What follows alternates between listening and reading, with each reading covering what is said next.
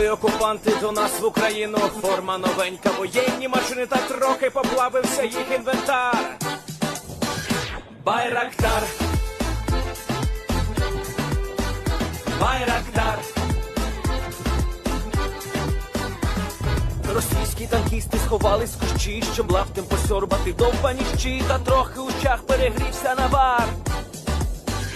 Байрактар, Байрактар. Приперли зі сходу до нас барани для восстановлення великої страни. Найкращий пастух баранячих отар.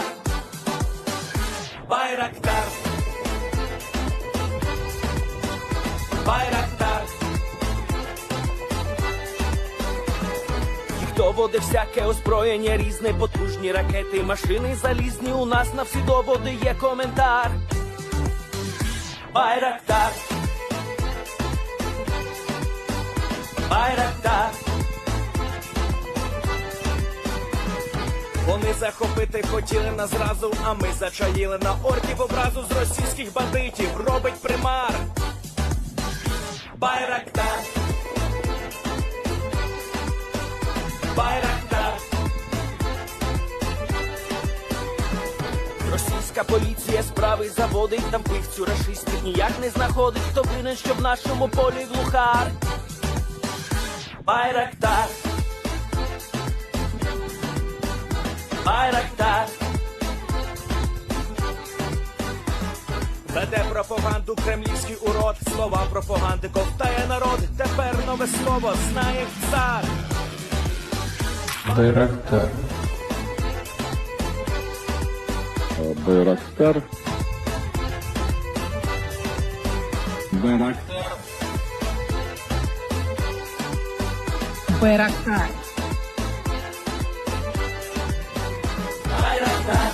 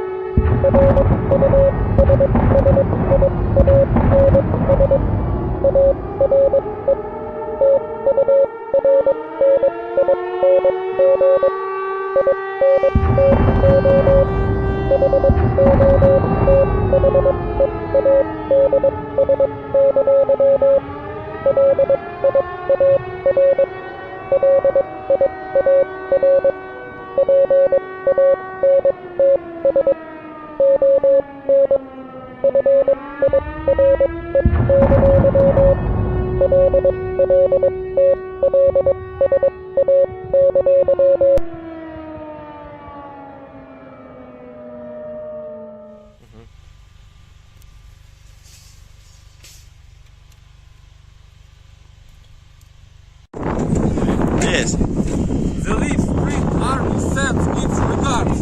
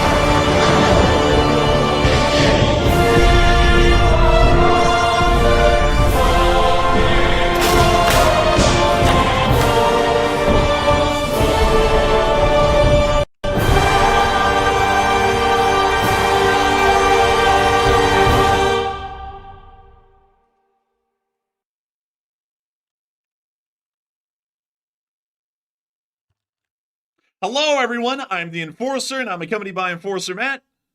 And good evening, folks. It's Enforcer Matt, and welcome back to day 959 of the news. And it's good to see you all once again. We've seen some massive attacks today happening inside of Russia, which are crippling their infrastructure. And also, Israel is once again still on the brink of a major conflict with Iran. And it's good to see you all once again. And of course, we're going to be covering the past 24 hours of news from around the world, as we've been getting major news from literally every single corner of the globe. From major news coming out of the Koreas, with North Korea now cutting off all road and rail access into their country, and not only that, preparing military defensive positions along the DMZ, to inside the Middle East today, we were able to hear of more Hezbollah strikes being conducted against northern Israel, with Israeli interceptions largely ending up being successful, along with a major airstrike conducted by the Israelis today inside of the city of Damascus. We were also able to hear outside of the Middle East that apparently the United States and France are trying to put pressure on Israel to not conduct the full-scale retaliatory attack that they're planning on the Islamic Republic of Iran. We were also able to hear really big news from inside of Ukraine. And when I mean big news from inside of Ukraine, I mean absolutely insane news coming out of Ukraine.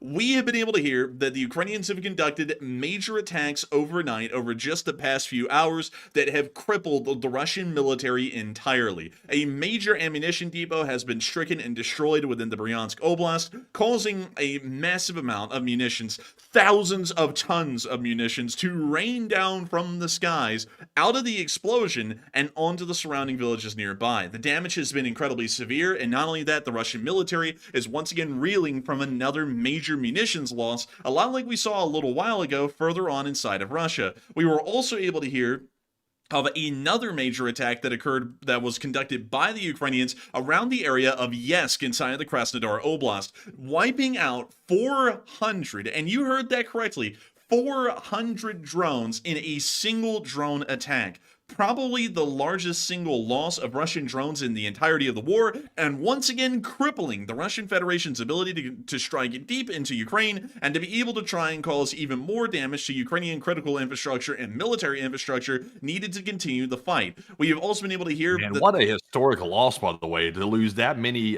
Shahed drones, those wonderful drones that everybody must have around the world that's known for great quality. What a shame to lose 400 of those. Man, it is an absolute pitiful shame. I mean, the Shahed is known for its insanely high quality, Matthew. Those things have a build quality like Bugatti Chirons. I mean, they are just the best there is. And the fact that they lost 400 of them, man, Putin wept today. Like, he legitimately, like, just broke down and wept. But not only that, we are... About more than usual is today, actually. Man, I'm gonna tell you, man, usually Putin does have a tear going down his face. Today, man, it was a stream. It was a bit like a river, maybe the Volga River. You know what? That's actually a good thing. The Volga River is literally made up of the tears of Russian bots and Putin combined. That's the only thing that allows the Volga to flow year by year, is the tears of Russian bots and Putin. That's what we're going to be at least putting forward from this night onwards. But not only that, we've been able to hear of a major fire that the Ukrainians started in Feodosia, which we also covered yesterday, and now it is in its third day, and it is continuing to burn quite significantly. It looks as though there's going to be no attempts at stopping this anytime soon, and this is absolutely major news for the Ukrainians, and also major news for a lot of nations around the world, including the West and the United States, in our strategic posturing against the Russian Federation. But we have an insanely high amount of news tonight, and these are just some of the top bulletin points that we can talk about, and we still have even more news beyond that. But getting on into our first and major piece of news tonight, we are going to be talking about those major attacks that just occurred on the Russian Federation over just the last few hours that have caused insanely high amounts of damage to be inflicted onto the Russian Federation. And that moves us on into the Bryansk Oblast. Inside the Bryansk Oblast, like there have been in many others, is a fairly significant amount of ammunition depots. Especially heavily used ammunition depots, considering that there is a decent Russian presence now inside the Kursk Oblast as they try and stop the Ukrainians from conducting any further advances in this area. For this reason, the Russians always require an incredibly high amount of ammunition to always be flowing through this area and to those frontline units, otherwise they could be in a pretty bad spot. And from what we understand, the Ukrainians also realize this as well, and were able to get some pretty reliable intelligence on exactly what munition depots are being used and which ones to target and destroy, so that way the Russians in Kursk will be a little hungry, but not hungry for food, but hungry for shells. And the Ukrainians successfully conducted this attack today. We were able to see loads of video and picture evidence showing us the explosions as they occurred, and I'll be showing y'all our first one here from a Russian in the surrounding area watching the munition depot explode. So here is the clip. Снаряды нахуй на Украину, нахуй, уебали бы нахуй, запустили нахуй. I like the tag Big Bang Media. That's a good one. Yeah, man.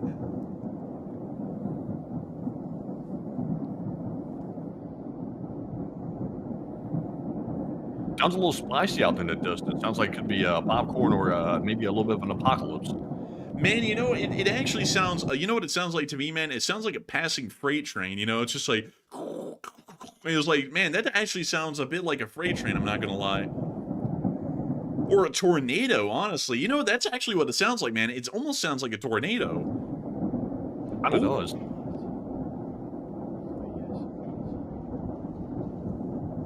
And it's just still going.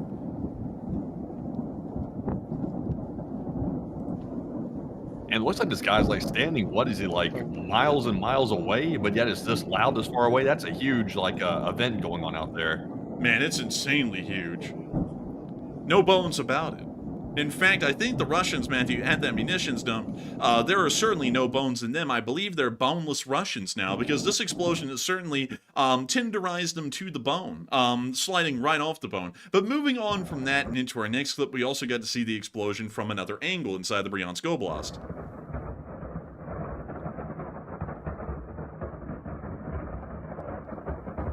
The popcorn is cooking.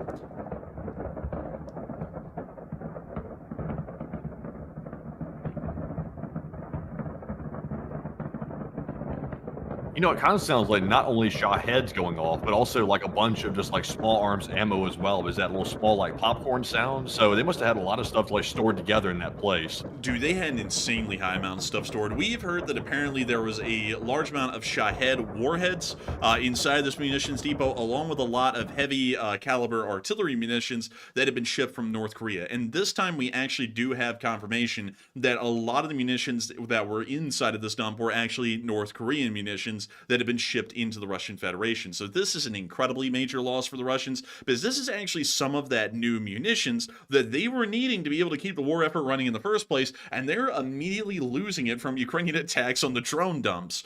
So pretty interesting to see. We also got to see the popcorn cooking in this clip as well.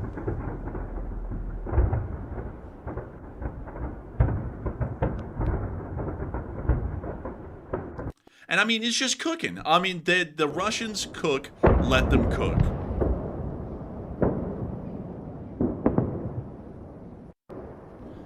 And that's the end of that clip right there. But those are the clips that we have, at least in that little snippet, showing us the explosions happening at this ammunition depot. We also have a couple of others. And these are, once again, another angle of the explosion. We can actually see out there in the distance the munition dump exploding. This is actually from several floors up, so you can kind of get an idea as to the scale of the explosion, and it was very significant. I mean, no doubt about it, this thing is leveling the entire munition dump. Now, this explosion is so early on that we have not been able to get satellite or picture evidence yet of the exact damage caused to munition dump, but we are believing that it's going to be much like many other munition dumps that have been hit at this point recently, and most of the base will have been destroyed in the subsequent blast created by the drone attack. This loss is once again a very significant one, and while we will not see any short-term impact on the Russian Federation's fighting abilities inside of the Kursk Oblast, at least for now, we will see that over time the Russians' ability to have a flexible supply line will eventually be whittled down more and more and more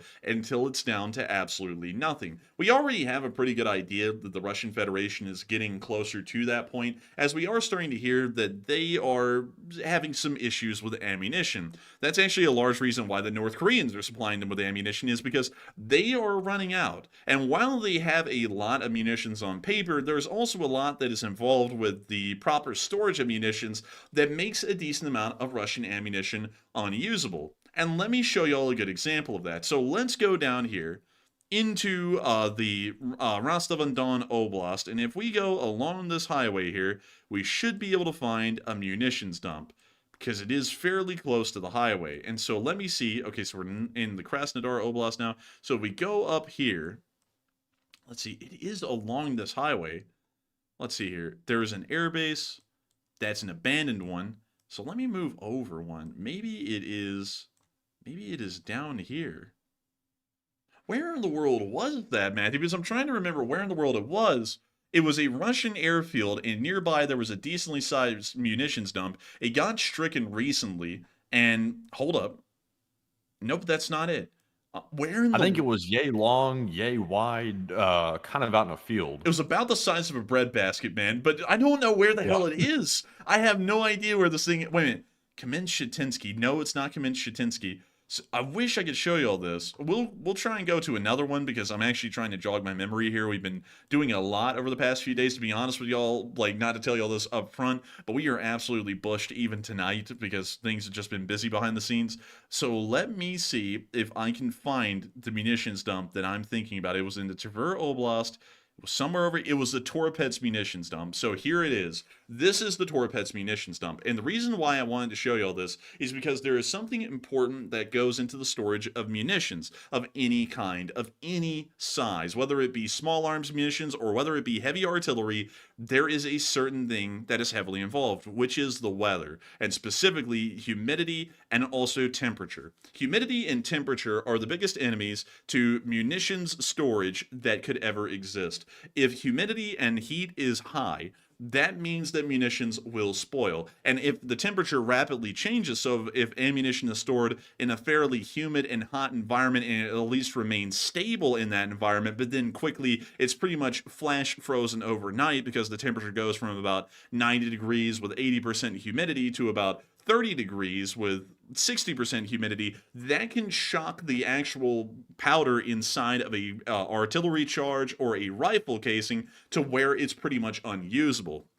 Those rounds are pretty unpredictable. A good amount of them can be duds. A lot of the propellant could end up being a dud. There could be also something else that happens, which is called a squib, which is where some of the powder goes off, but not all of it. So the projectile may actually get stuck in the barrel of the rifle or in the barrel of the artillery piece. But that is a very big thing in munitions storage, is that can happen. And with most Russian munitions storage facilities, like these right here, which are now destroyed at this point, there isn't really a lot of temperature or humidity control inside of a kind of soft structure like this, and they don't really build a lot in. The Soviet Union and the Russian Federation are not really known for air conditioning or heating to exist in any of these bases or any of these buildings like these. And for this reason, also because these buildings aren't really hermetically sealed either to be able to control the heat and humidity conditions inside of them, whether they have heating or air or not, this means that a lot of Russian munitions end up spoiling where they're lying after a little bit of time. And so this is something that is really big for the Russians, because while they have loads, I mean, they literally have an endless load of millions of rounds of munitions, artillery shells, small arms that had been held over from Soviet times. But a lot of that has largely rotted where it is. And that's also another big thing. I want to explain this as well about the United States and Western countries supporting Ukraine, because this is kind of a good time to explain this while I'm talking about the munition side of things. The United States and the Western world also run into this problem, crazily enough. We store our munitions a lot better than the Russians, meaning that the actual shelf life of our munitions is a lot longer than theirs.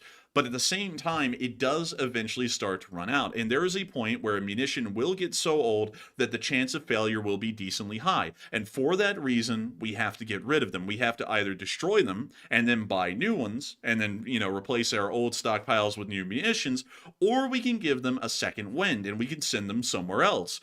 And that's what literally every single bit of American and Western support has been so far that has been sent to Ukraine, is that it's all of these old munitions that are reaching the end of their shelf life, and instead of just destroying them and buying new ones, we're shipping all of them over to Ukraine instead and still buying new ones. It's a win-win because we get to support Ukraine and we get to support Western interests inside of Eastern Europe, but at the exact same time, we also get to make sure to get the new stockpiles so that way our munitions do not have a high dud rate, or something along those lines. But nevertheless, that is a big thing that the Russians deal with exclusively, a lot more so than any Western country or the United States. And so they have to get loads of new munitions. And that ammunition dump in Bryansk was storing a lot of those brand new munitions that were being sent from North Korea. And now that those have been destroyed, they are going to have to start most likely falling back here in the future on rounds that are a lot older and probably will have a higher failure rate. Once again, meaning that their frontline performance will be greatly reduced, at least in the artillery, in the short while,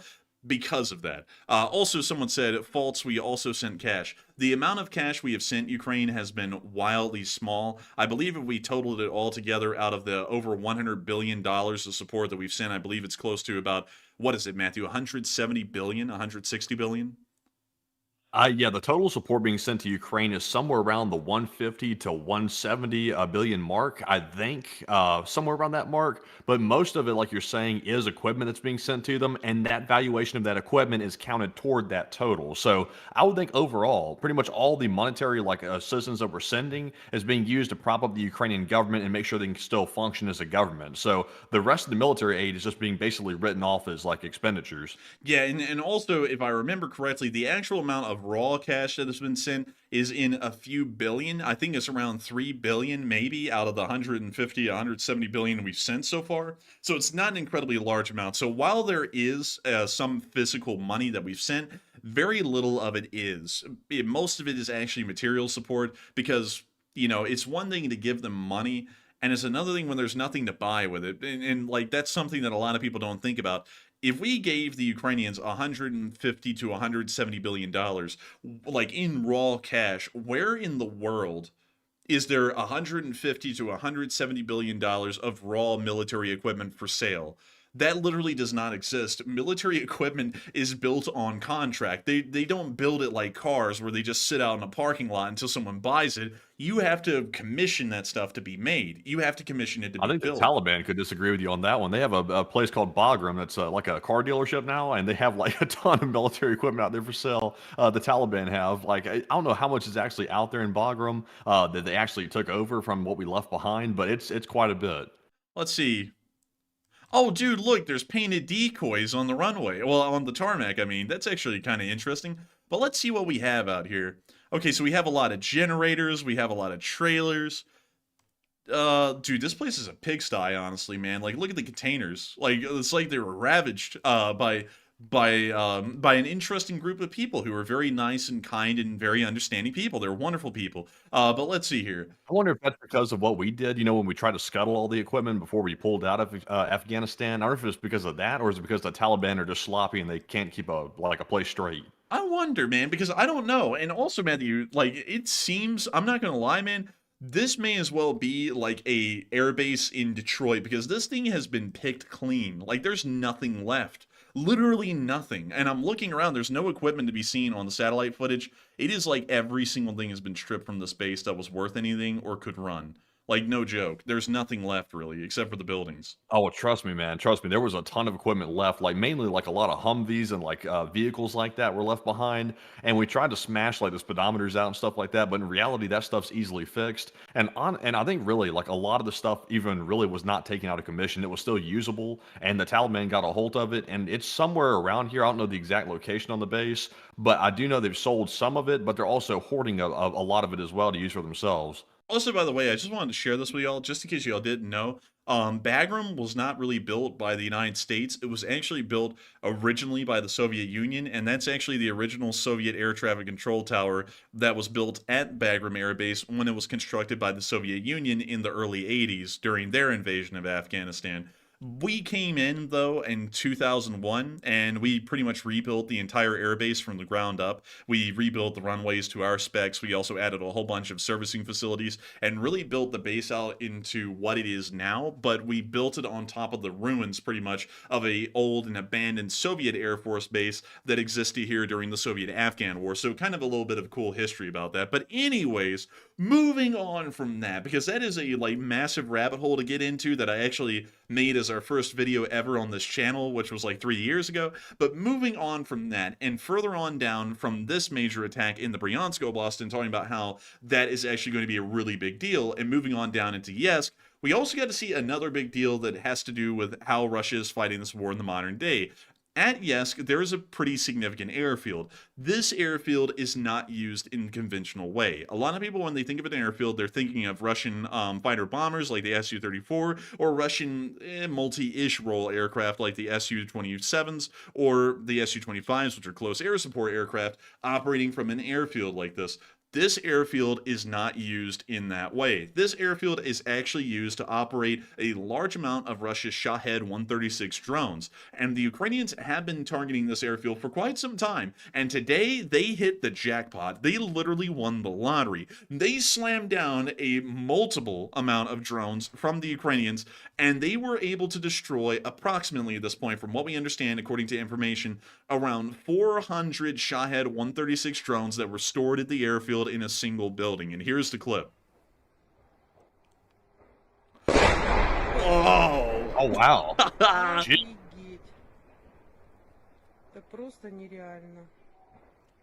It was that one hit that took them all out. It wasn't a single hit there. I think there was about 4. Oh. But they are blowing up in there, man. Like, all of our drones keep blowing up. And they certainly are. And we also got to see another clip here of the explosion. This is, once again, another statement that's confirming that around 400 drones blew up at the Yeysk airfield. We can see the explosions happening out there in the distance. Hey, Uncle Sam, put your...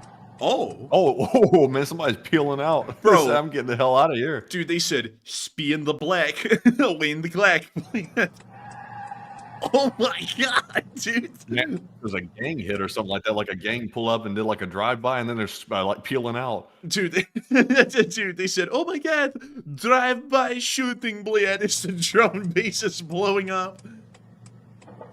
Oh, here he comes. Look, it's, what is it, Lotta? Yeah, I think it was like a lot or something, dude. He absolutely slung that thing, dude. My man is out here running from Ukrainian drone attacks and slinging lead at the same time. Mad respect to him. He's doing more than the Russian army. Что-то взрывается, причем очень жутко взрывается. Там такие салюты. Вон, смотри, что происходит.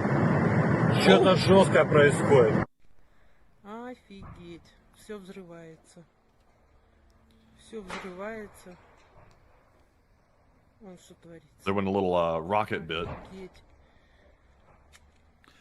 Бахает. Man, that thing's kind of cooking. Kind of cooking. Man, that thing's cooking at full blast. It's on broil. Man, you know what the Russians say? Well, actually, what the Ukrainians say every time they hit a Russian munitions dump? Obliat. Anyone can cook. That's Man, let him cook. Man, let him cook. And they are cooking. You know that little rat Remy would be pulling some hairs big time to make this one go up in flames. Oh. Dude, it turned into a fireball right when you said that. I was like, oh my gosh.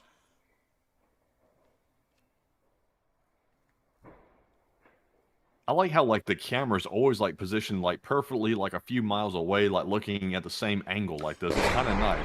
Oh my god. Damn. Damn. Dude, that thing cooked. Anyone can cook. Also, surely this did not come from the actual British MI6 channel, by the way. Oh, nah, it didn't. Oh, what do we have here? We got Supernova. Bro, this thing's about to go Supernova in a second, man.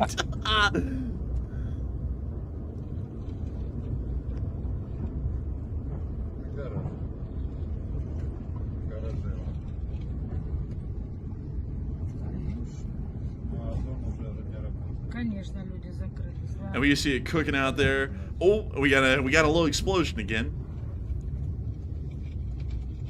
Обалдеть.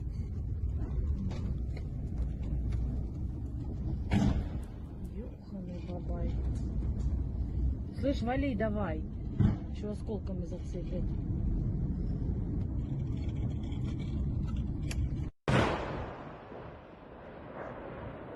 Also, David Tablet said that was a real dumbass way for the Russians to store their drones. I agree with you 100%, David. Like, no doubt about that. That was so stupid to put them all above ground like that where they can be hit.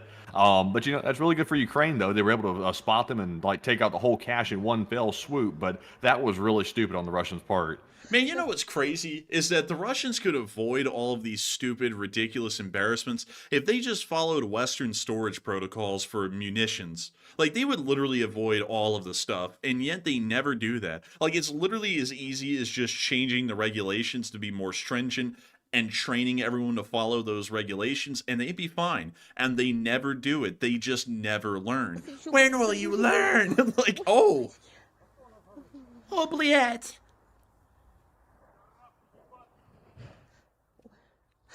Supernova plus as their eardrums get blown out by that one.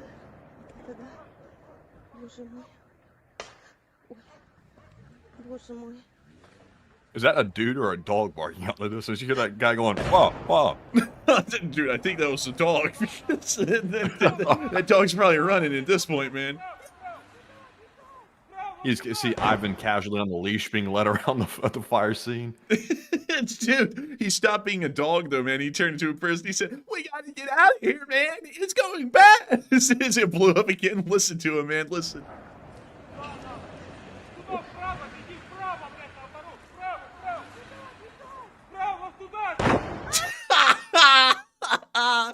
Man, they were getting literally blown away by this one, man.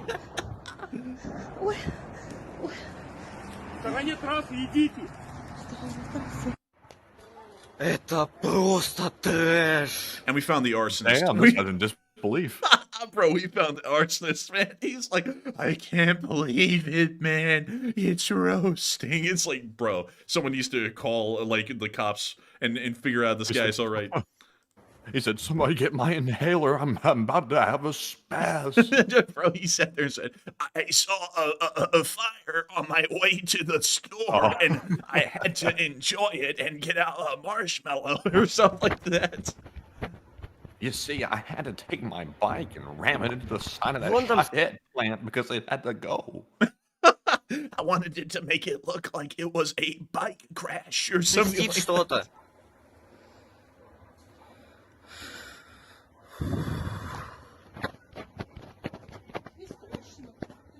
Also, Monster Lab said, what a waste of money, all that ammo. That's a ton of waste of money right there. And also the shot head, like, that's Iranian supplied, and right now Iran's a little tied up, so that's a really big loss. Man, it's a really big loss.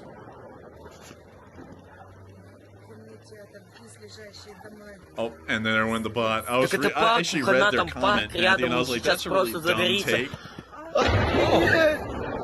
Dude, this guy screams so hard, his voice cracks. Listen to him. Man, they must have stock in this factory or something. They're like their whole like livelihood is being ruined over this. Oh my lord, dude. Вот, пожалуйста, хохлы. Для чего? Для чего вы, хохлы, это делаете? Суки вы. Man, that damn Tiger King's gonna pop out in the middle of nowhere. I'll never financially recover from this. Dude, bro, that's Putin right now hearing that all the Iranian third-rate drones they just bought all just got blown up in one attack. He's like, I'll never financially recover from this. Also, was it Tiger Champ or Tiger King? Which one was it? It was Tiger King, I think. Okay. I'm pretty sure it was Tiger King. I might be wrong, though. So anyone correct us if we're wrong. I'm sure we're probably both wrong on that one, but I think it's Tiger King. I just remember that damn Carol Baskins. I don't remember the guy's name, though. I thought it was Tiger Champ or something like that. Tiger King. Dude, I think that guy went to prison, like, over something involving that or something else, if I remember correctly. The whole story there was actually crazy because it was a real life thing that they were documenting with that show. And it's like the luckiest thing ever that it came out like right during the time of like the like the Wuhan whirlybird, and it was like everyone watched this whole crazy thing go down on this documentary. But anyways, with that, we do have to bring up what happened down in yesterday, because this little explosion was kind of big, and it also had to do with what Iran is involved with inside the Ukraine war, which is selling loads of drones in the hundreds to the Russians. And from what we know, a lot of them just got lost. Of course, we just saw the footage of them all blowing up, so we do know that most of them were lost. And a lot of people have been talking about that, and a lot of people have been talking about Ukraine destroyed Russia's base full of Iranian drones, and will Russia have a hard time replacing these drones, or will they literally just be an inconsequential loss and they'll pump out another several hundred of these and, get them back on their way. A load of people have been throwing in many different ideas on this, and it seems like a lot of people are believing the Russians might not be able to financially recover from this quite literally, because Iran is a little busy down here in the Middle East doing something else entirely different, which we're actually about to get into here in a second. But Matthew, what are people thinking about this, and what are you thinking about it as well? Do you think that Iran is a little too preoccupied to sell them another couple of hundred drones, or do you think that the Russians may be able to pump out the drones on their own and pretty much subsidize the loss? All right, so now that we have seen on footage, we've seen that the Russians were stupid enough to actually store all their Shahed drones, or at least 400 of them, in an above-ground storage unit, which was really, really stupid to do. But of course, the Ukrainians were able to find it and also take it out in a very efficient attack, if I do say so myself, with a little stamina. But the big question is, will Russia have a hard time replacing these drones? Because Iran is a little bit tied up right now. So about 59% said yes, Iran is preoccupied right now and they won't be able to replace them. And 20% said no, Russia can manufacture enough, and 12% said I really need more intel first. And honestly, I'll say this, I do know that Russia manufactures a small amount of Shahed drones in their own country. I believe it's by license, if I'm not mistaken. So Yeah, that's they do correct. have the ability to manufacture some of them, yes, and that is correct indeed, confirmed by the enforcers. So they do have some capability to manufacture and replace them. But I would say, though, they still are relying on Iran for a good part of them to actually import those from their country into Russia to be able to fight the war. So without that being able to be carried out, I think they will have a hard time replacing all of them, but ultimately over time they will be able to manufacture enough to be able to replace pretty much 100% of them. So it's really just a matter of time, but I'm with the 60%. But Enforcer, what say you? I would have to be with the 60% as well. I think that the Iranians are largely preoccupied at the moment. They are largely kind of just dealing with the whole thing of they're probably about to end up fighting for their lives against Israel, because Israel is getting off the leash at this point from America and the rest of the Western world, and they're really kind of doing their own thing. So they may be a little bit busy, and they may end up being a little preoccupied with that. So I'm going to go largely in that camp. Now, the Russians do produce their own version of the Shahed. It's actually called the Garon 1 and 2, and there are different variants of the Shahed 136. One is jet powered, the other one is propeller powered, but nevertheless, the Russians can produce these. It's just that from what we know, these are not produced in as high of numbers as the Iranian Shahed 136s, and so for this reason, this means that they're going to be dealing with a reduced supply capacity. They won't have as many of them as they wanted, as quickly as they wanted, but they can replace them over time. It's just not going to be as quick as it was buying them directly from Iran. So from what we know, it's going to take some time, but Iran is preoccupied, and this significant loss of hundreds of drones is going to impact the Russians, at least in the short term in the war, probably until the end of this year, and then we'll see by the beginning of next year, they'll probably start to rebound and recover a good bit, and then start getting back at it again. At least that's what we're thinking for now, and we might be wrong on that. We don't really know, but we'll have to wait and see what the next Russian drone and missile attacks look like, and if they're smaller in scale, at least in the drone category, we will know that this attack had a major impact on the amount of available kamikaze drones at any given moment. But moving on from that, and speaking about the thing that is actually causing Iran to have a little bit of a problem right now with just selling drones endlessly to the Russians, that actually brings us down into the Middle East. And now this is an area that we have to keep an eye on, and we're going to make sure to keep you all updated on it every single day, because it is without a doubt at this point that this area has gone hot. This is a entirely regional war that is now ongoing. The Israelis have invaded southern Lebanon. They are still there at the moment conducting military operations, but their operational security is insanely strong. While they are in southern Lebanon, we don't know exactly where, and we don't know exactly how many, and we also don't really know a lot of what's actually happening on the ground in terms of picture and video evidence. The only thing we can confirm is that all sides do say that the Israelis are in southern Lebanon, but beyond that, we really don't have a lot of information. One thing we do know is that the Hezbollah inside of Lebanon is still conducting pretty significant attacks against the state of Israel, and particularly within northern Israel, as we were able to see that there were a lot of interceptions that once again occurred around the area of the town of Safed today, and a large amount of Iron Dome interceptors had to be used to stop the incoming Hezbollah attack. We were able to see that in this clip right here. Also, Matthew, listen to that Japanese, like, warning alert. Like, that's really weird. Listen to this. It almost sounded like the J alert for, like, tsunami warnings and earthquake warnings in Japan. Yeah. It should be coming up again. Yeah, right there. That is, man, that is the J alert. Dude, I've heard that like maybe 3 times in Israel since October 7th. I think you can actually customize the like the alert warning system and like the noise that it gives you, because I have heard the Japanese warning at least 3 times now since October 7th. Ah, yes, sumimasen. And there it is again. I'm not gonna lie, it's kind of trippy, like hearing that J alert sound in Israel. That really like throws my brain for a loop a little bit. It really did throw me for a loop too, because this was in the short war summary today, and I mentioned that in the short war summary. I was like, that's really weird. And also, speaking of which, we also did get to see that the Israeli Navy was engaging and destroying Hezbollah drones as well, near to the area of the port of Haifa, which we were also able to see in this clip right here. And we see them launching the missile at the drone. We can see the drone then get hit and destroyed, and the clip ends right there. It's a very short one, but still showing that the Israeli Navy is in the area and it is getting involved. From what we understand at the moment, the ground operation inside of southern Lebanon is largely going well for the Israelis. It's not advancing quickly, crazily enough.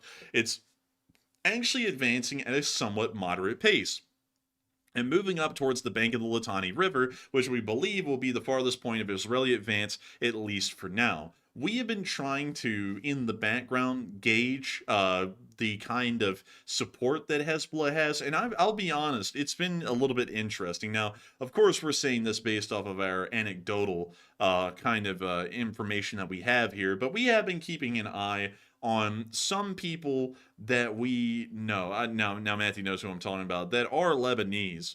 And it's very interesting to see that the kind of reaction that's being given, because we've been trying to figure out here on this channel how to assess the situation. Is Hezbollah kind of just an unfortunate reality in Lebanon, and are people really not happy with that or not? We don't really know. Like, also, Matthew, I was just told, like, on the phone, I don't know if you got this, but the this smartphone only has 10% of its remaining monthly Oh my god. 30%, all that crap. So we are running out of mobile Yeah, I data. just got it too, man. Also, why does it say only 30 gigs of a data cap? We have 60, man. We're getting robbed. What the hell's Yeah, going we're on getting with this? freaking robbed, man. Like, this is absolutely ridiculous. So really quickly, let me summarize this for everyone. We are running this thing right now off of a mobile hotspot. Like, that's a big shocker, I know, because we were always running it off of a really sketchy Spectrum Wi-Fi, but we don't even have Spectrum at the moment. So we ran last night's stream entirely off of mobile hotspot.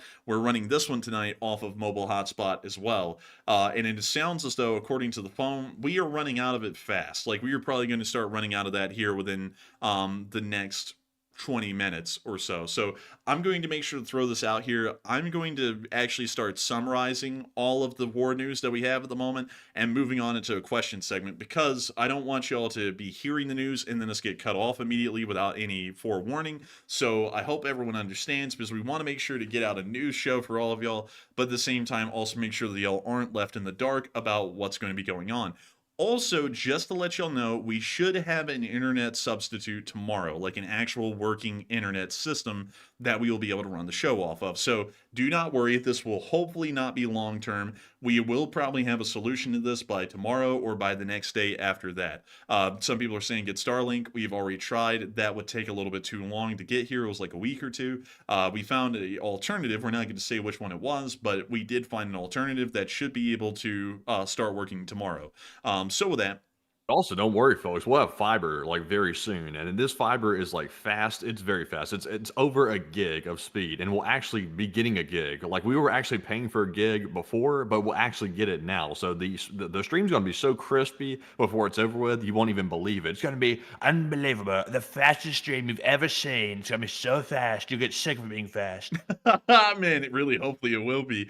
But shooting through the rest of our news really quickly, we are going to be talking about everything else that's been going on, but I'm going to make it a little bit annotated so that way we can get through all of it. We were able to hear that an Israeli airstrike was conducted around Damascus today. We were also able to see the damage of that right here. It appears to be quite significant. So here's a little bit of that clip.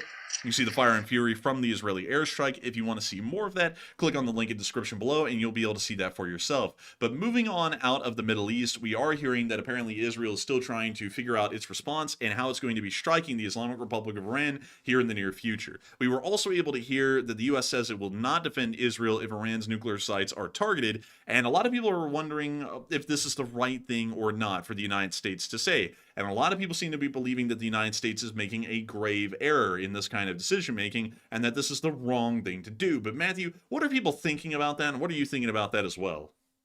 All right, so we've been discussing this for actually days now. The U.S. says it will not defend Israel if Iran's nuclear sites are targeted, and do you agree with this? So 61% said no, the USA is making a big mistake by threatening Israel with this type of action here, and 22% said yes, Israel should listen to the United States and actually follow through with that, and 10% said I'm a little bit indifferent on this one.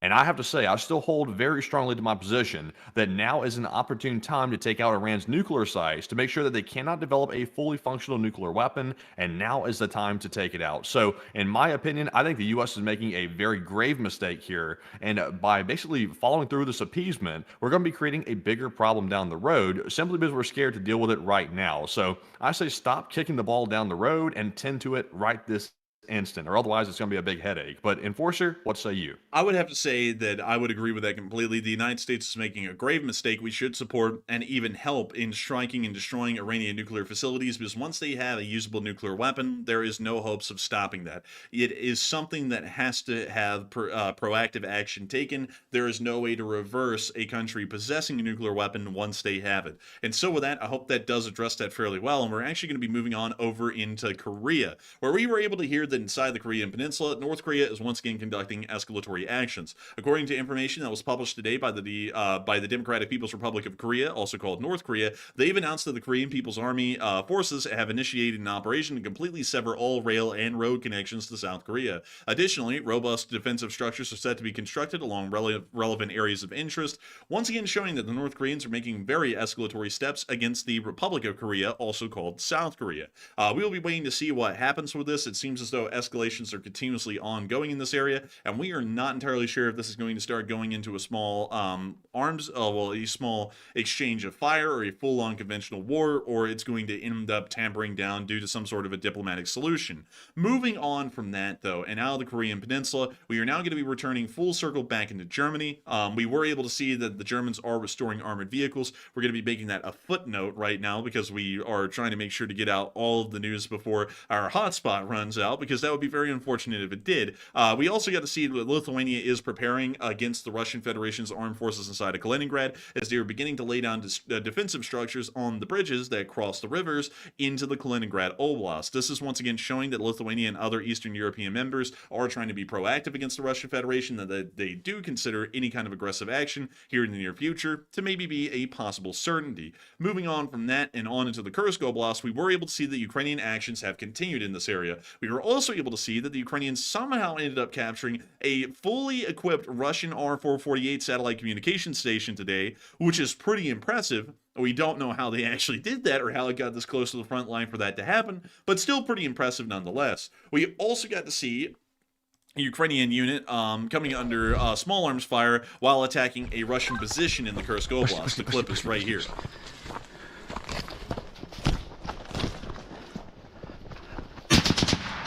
See them coming under fire right here. We can see the Ukrainians getting down and preparing to return fire here in a second. Це Вова чи ні?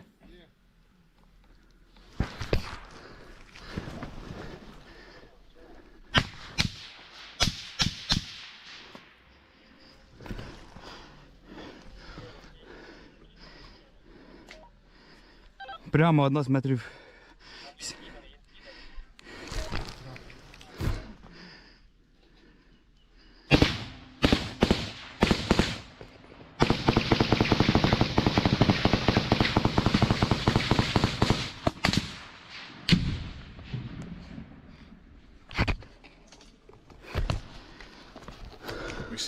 See them still laying down as they are still receiving Russian fire in the distance. That fire is like coming right over their heads too. Dude, it is, man. It's like zipping right over them.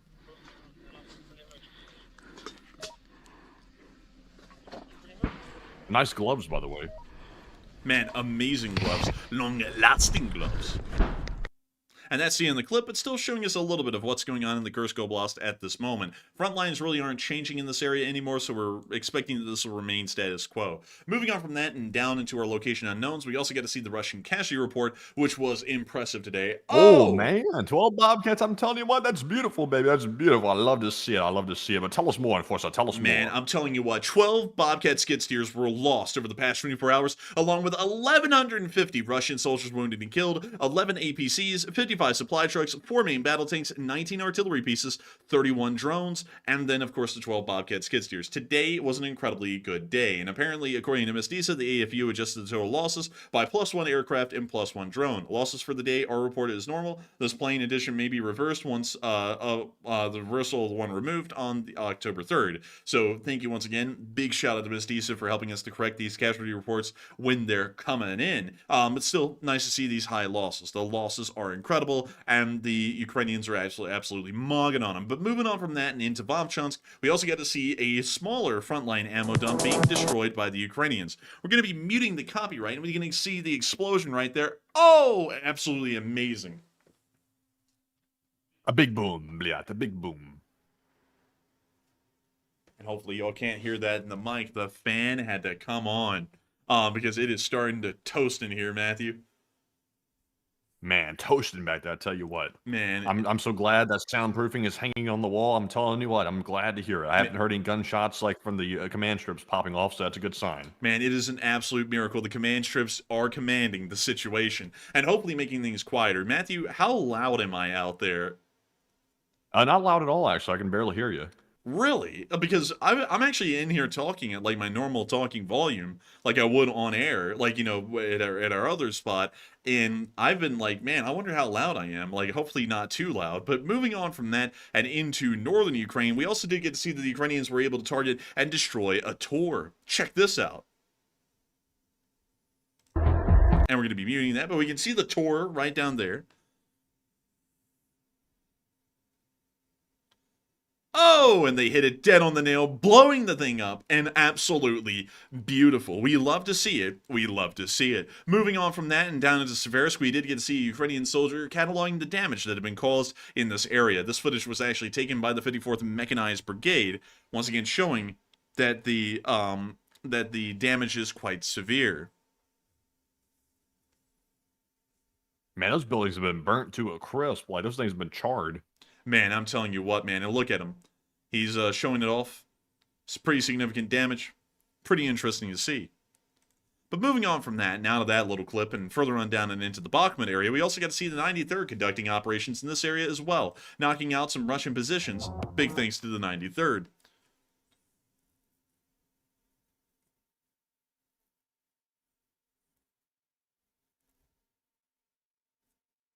And we can see them flying the drone in, hitting the Russians, and oh, and it's gone. It's gone for good, period, permanently. It's not going to come back. And we also got to see that an Su-27 ended up dropping a JDAM on the Russians in Bakhmut today as well, right there. Boom! And absolutely leveled this Russian position.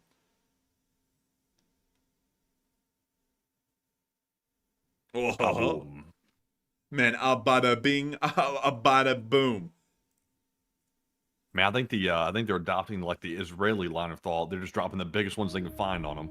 Man, I'm telling you what, and I accidentally hit the wrong button there. I hit the audio, man. But moving on from that, we also got to see the Ukrainian police in Toretsk. Oh, sorry, we're going to be muting that. To call these guys police is like a misstatement. These guys are like basically militarized, like National Guard or something like that, but they call themselves police. It's kind of weird. Man, it is a little weird, man. I would have to actually say that the Ukrainian police are more armed than American police, which is pretty tough. Like, that's really tough to pull off, man. Like you gotta have like body armor, you gotta have like a pistol or rifle. Like, these guys have more than that. I mean, they have like AT weapons, machine guns. It's pretty impressive stuff, actually. And we see this part of the video blurred out. We can also see them all chilling after a nice day out there in the front. Pretty impressive stuff. I mean, the Ukrainian police are not only out there throwing down cuffs, they are throwing down lead, and a lot of it. And so moving on from that now to Toretsk, and moving on down into Pokrovsk, we also get to see the 109th hitting some Russian forces in this area as well. And here's the clip. All right, we're going to be muting that.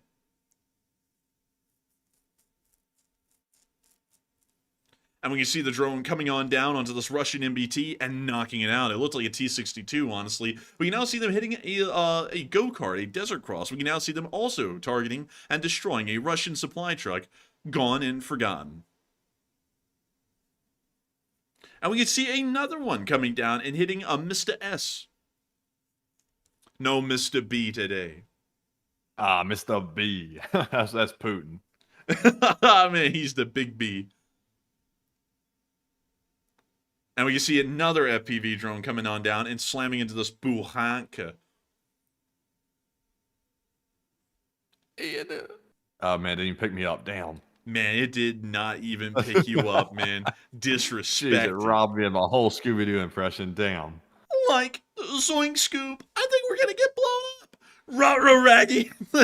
Dude, hopefully that's not too loud, man, because it's so hard to not do that one without being extremely loud. But anyways, we can see them once again hitting more Russian forces. Long-lasting forces.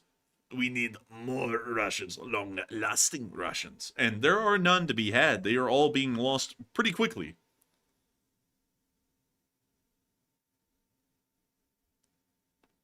Man, this is a hell of a montage right here. They're literally blowing everything up. Man, we got that creepy samurai mask at the end, but they are absolutely doing work. And we also get to see another unit in the area, the 4th separate detachment of the Omega unit, also conducting their own strikes as well, and making sure that the Russians have a pitiful night. Oh, and we're going to be muting the funk Chad music. Oh, man, they got that Chad music out here, that trap, you know what I mean? Man, and speaking of traps, it appears that Scooby and the gang set a trap because they are slamming the Russians with FPV drones like no one's business. Who's behind the mask? Hit him with an FPV drone and it doesn't matter. Ha ha. It's always that dude that always talks about if I hadn't meddled with you kids. Man, that's what Or Diddy said. if you haven't meddled with those kids. Or, wait, what the hell's, I don't even know what the hell's a statement. Y'all know what I'm talking about, Scooby-Doo. I would have gotten away with it too if it weren't for you meddling kids. Oh, yes. That's the thing. That other one is, though. I messed that one up. Man, you said if I hadn't meddled with them kids. It's like, bro, that's Diddy, man. It's like, that ain't Scooby. Man, put him in the jail. Bro, Scooby and the gang goes into Diddy's mansion trying to find the monster and they can't get out because the stairs are lathered in baby oil. It's like, bro, that is not a normal Scooby-Doo episode right there for show. But anyways, moving on from that, we also get to see a tour getting blown up by the 42nd Brigade down in the Zaporizhia area. We're going to be muting our Mongolian throat singing music that's playing in the background right there. They try to play some country music over this to change the whole vibe. Wait, hang on, let me think of the Johnny Cash song. You can keep on telling that lie, the gambler, the rambler, the backbiter, tell him the car's gonna cut you down, or something like that, I don't know. But anyways, we can see them absolutely slamming the Russians, and I mean, it's just sad. The 42nd Brigade took out about 42 Russians today, keeping up to the name. Absolutely amazing stuff. Moving on from that and down towards the area of Robotine, we also get to see the 108th hitting Russian forces in this area as well. Oh, and we got real funk, long-lasting funk.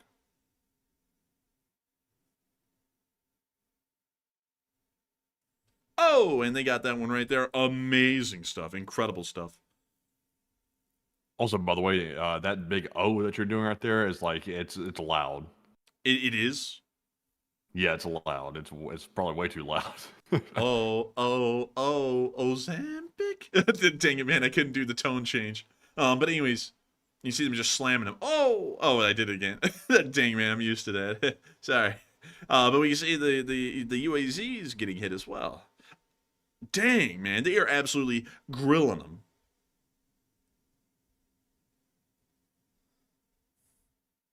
It's a bad day for the Russians, a great year for Ukraine. But moving on from that and out of that clip in that southern area, it's now time for us to move all the way over to Odessa, because we get to hear the Ukraine that seized a Russian vessel.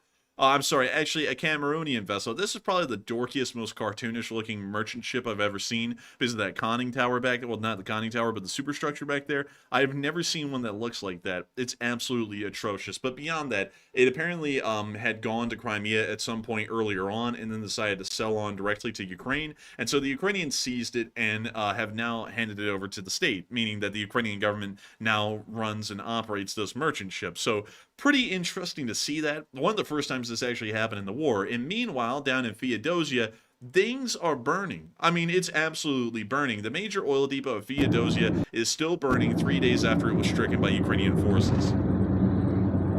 Man, that is so pitiful that they can't put fires out like in an appropriate amount of time. Like, I just don't understand it. It's like at some point you think they would invest in fire equipment, but considering that they have so many and they can't put them out, because the damage that's caused by letting this thing rage on, they literally destroy the whole place. But they still don't change anything. It's crazy. Man, it really is crazy, and it's sad how incompetent they really are, but it just keeps showing through every single day. And we even have more footage of the thing burning today. I mean, it's out of control. It's like every other fire that we've seen so far. Это протягивают воду, чтобы вертолеты именно не подгонять, боятся. Да, потому что взрывоопасно. I like a toasting marshmallow blade. Very nice. Very nice. And we see the fire again. This guy just riding his bike, cruising down the street in my 6.4.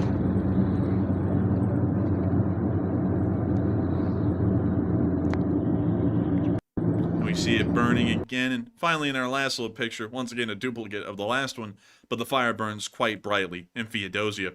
Meanwhile, moving on from that, it is now time, very early on, just letting y'all know that up front, to go to Kyiv, actually, crazily enough, because it is time for the speech from President Volodymyr Zelensky here on day, let me think, it is day 959 of the war, and so let me go to this right here. Let me go to this right here. And let me go to the office of the President of Ukraine. And let me go to the videos, because it did not show that he had a speech today. And it appears that his speech is so long, it is about 10 minutes long, that we will not be able to show it today. It was more so an address to a organization, but still beyond that, that is the end of the news today. I'm very sorry, everyone, that we were not able to get to the speech, and also we had to heavily annotate the news segment and not really go into a lot of analysis and stuff. But we did get a notification on our phone, both of us did, that the hotspot is running out. And we want to make sure that we were able to address all of the super chatters and some live chats before we round out this stream, because that would be kind of sad if we couldn't, and we don't want to leave everyone hanging just in case we don't have the internet set up and ready to go tomorrow. So with that in mind, we are now going to be moving on into our questions segment. And Matthew, what do we got? All right, so jumping into our final question segment of the night. Also, like the Enforcer said, sorry about having to annotate everything as well. I promise you all, we will have this resolved in 1 to 2 days at best, and we will get the Wi-Fi fixed, so we won't have to be doing this like hot potato routine with the hotspot, because the hotspot is not a preferred solution, and hopefully we can get that other one hooked up here pretty soon. But with that, we're jumping into our Super Chat segment here, the last one of the night, and our first Super Chat is going to go to Peace with War, who's a longtime channel legend. And thank you very much, Peace with War, for the largest super chat of the night, a $100 donation. We appreciate that very much. And sadly, no comment addressed with this one, but we appreciate it like we said. And Enforcer, what say you? And I got to give you a massive thanks, Peace with War, for supporting this channel and helping it to keep on running, because if it wasn't for folks like you, we wouldn't have been able to be here for all this time, and we wouldn't be able to be here tonight. I've got to thank everyone so much once again for having patience and bearing with us while we've been going through some times like this, like we're going through right now, and I guess it's kind of like that North Korean song, Matthew, that famous one that you also know, along with me, that's called "Are We Living Like in Those Days?" And we really are. I mean, you know that. You know, whatever the hell. North Koreans are always living in quote unquote those days. Every day sucks. Man, they really are. But beyond that, I got to thank you so much once again for support, Peace with War. Because if it was not for folks like you, we wouldn't have been able to be here tonight. We wouldn't have been able to be here for the hundreds of nights that we've been here so far. We are counting down on our way to the 1000th day of the war. And if it wasn't for all of y'all, we wouldn't have been able to make this possible. And so a huge thanks to you once again, Peace with War, supporting this channel and helping to keep on running. Because once again, if it was not for folks folks like you who didn't have to support the channel but still did, and massively as a matter of fact, we wouldn't be able to be here on air getting to do this right now. And so a huge thanks to you once again. I hope that does address that incredibly well. And with that, we are on to the next one. And a huge thanks to you once again. Yes, indeed. And our next super chat here is going to go to Leora Abigail, who put in a $50 donation. And Leora, we got your name correct tonight. It is Abigail. And thank you very much for that $50 support as well. We appreciate it. And Leora said, hey, Enforcers, I hope you're both doing well tonight. And I heard today that after Israel clobbered Hasnoballs, they are begging Israel for a ceasefire, LMFAO. And all I got to say in response is that they played stupid games and they won some stupid prizes. And it says a lot. And it really does say a lot. They're such sad little groups. And what Hezbollah is doing is that they're begging for a ceasefire because they now understand that they've pretty much been decapitated at the head and the entire organization is about to get destroyed. So they're begging for it to stop so that way Hezbollah doesn't end up pretty much getting wiped out for about the next 10 to 15 years. That's really what they're doing at this point, and it is so freaking sad to see how quickly they got beat. Like, they were pretty much beat down at this point, and while they are able to put up some resistance to the Israelis, it's not going to be anything that actually lasts for a while. So I would have to agree with you, Leora. It is absolutely sad how pathetic Hezbollah really was once the conventional conflict actually began against them in southern Lebanon. They pretty much got their asses handed to them instantly. And so a huge thanks to you so much once again for the support and helping this channel to keep on running, Leora Abigail, because I would completely agree with that 100%. Has no balls got hit in the Schnazrula 100%. And so that, thank you so much once again. I hope that does address that incredibly well. And with that, we are on to the next one. All right, and our next super chat is going to go to Romulo V, who puts in a $50 donation as well. And thank you very much, Romulo, for that support as well. We appreciate it very much. And he said, I'm greetings from the 101st Airborne Division, and I'm currently a combat medic deployed in North Carolina for disaster relief. And we're driving around helping people and have been running missions all day and bedding down for the night, and keep up the great work. And also, that's very good. You're up there, Romulo. I'm surprised that y'all have not been like redeployed down to Florida. I guess y'all might be, maybe. I don't know if y'all will or not. But that place down there is getting slammed right now by that hurricane. What is it? Milton? Is it what it's called down there in Florida? Isn't that what's called? Yeah, Milton's coming. Yeah. And the one it's been destroyed down there in Florida right now. So maybe y'all might get put down there. But that's very good to hear that y'all are up there helping out. But Enforcer, what say you? Yeah, I would have to say it's amazing to hear that y'all are up there helping out, because what happened up there was absolutely horrendous. We haven't been able to talk about it a lot on this channel, but the hurricane that came through, and for some reason, Matthew, I cannot remember the name of that hurricane. It's one of the most devastating ones to ever hit the southeast, yet nevertheless, I just can't remember the name of this thing. But beyond that, this hurricane absolutely shredded a good bit of Georgia, a good bit of South Carolina, and a good bit of North Carolina as well before it actually finally started to dissipate enough that it wasn't causing serious damage, especially around the area surrounding Asheville, North Carolina. You can actually see all the flood warnings that exist in this area. It is insane the amount of damage that has been caused up here, and the amount of property and lives that have been lost as well. We've got to give a huge shout out to all the volunteers that are currently up there helping out, because it really is a shining grace of this amazing republic that we live in, that so many people have been unified together, working as hard as they can to try and help out a fellow citizen in a time of need, in a desperate time of need, like we're seeing up here in this area of Appalachia. It is an incredibly difficult time for many, and I got to thank you so much for being one of the people up there who is currently helping out and supporting the folks out there who are having a wildly rough time. And I hope that you were able to bed down at a safe place tonight. Of course, the hurricane's gone, so mostly everything's safe, but still in very bad shape, pretty much throughout the entire area. I still gotta say, huge thanks to you once again. Thank you for enjoying our work, and I gotta say that we are absolutely proud and are really honored to know that someone like you doing really amazing work out there is watching the show right now. Interestingly enough, we've actually been watching how this has been going down up there, and a lot of people have been kind of deriding, and I will say this because this has been kind of a big thing that everyone's been kind of hitting on, kind of deriding the federal government and their very slow response to the hurricane and the disaster that has been caused throughout a large amount of areas. I do have to say this, though, that while I believe that that criticism is incredibly fair, and we've also seen that, of course, due to federal bureaucracy and FEMA, there's been a whole bunch of things that have really angered the public in how their response has been created, I do have to say that the folks down there on the ground have been doing an absolutely incredible job. And another thing that I have to say is that historically, the federal government has always been incredibly slow to respond to anything. Like, for example, Hurricane Katrina, which was an absolute disaster and really defined a lot of the modern day South. It ended up taking days for FEMA to even do anything. I think it was on the 4th day after the hurricane had ended that FEMA finally started to do anything. And in fact, in some instances, like with New Orleans, they actually pretty much shut off the town. Like if you were in there, there was really no way for you to get out for a pretty decent time. And so you had to live pretty much in hell until they decided that you could leave. So, you know, this isn't the first time that this has happened, but watching what has been going on, it made me start to think, wouldn't it be cool if the Lee Spring Army grew to be a little bit bigger, that we ended up turning the Lee Spring Army into something somewhat akin to the Cajun Navy of a sort, kind of like a humanitarian thing of a sort, at least here in America, that goes around and helps out in disaster situations like that.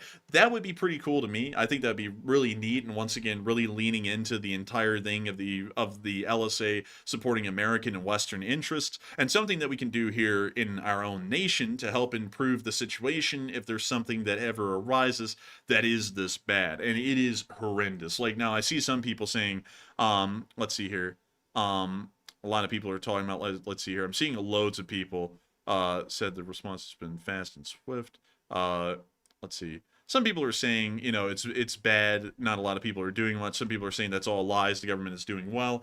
Generally, from what I know, and it's not bad to say this because this would historically be an accurate statement no matter what.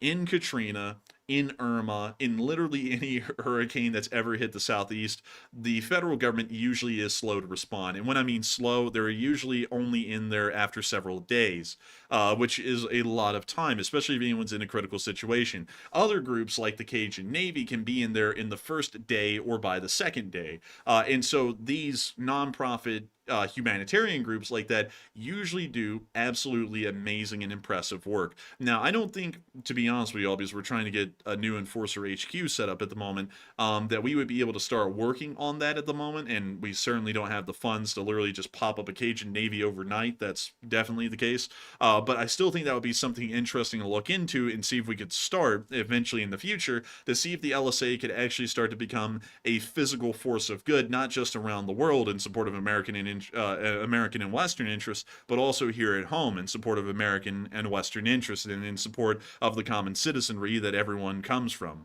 But still, with that, I hope that does address that the best I can, at least in my opinion. But I gotta say, absolutely amazing to know that you're down there on the ground helping out.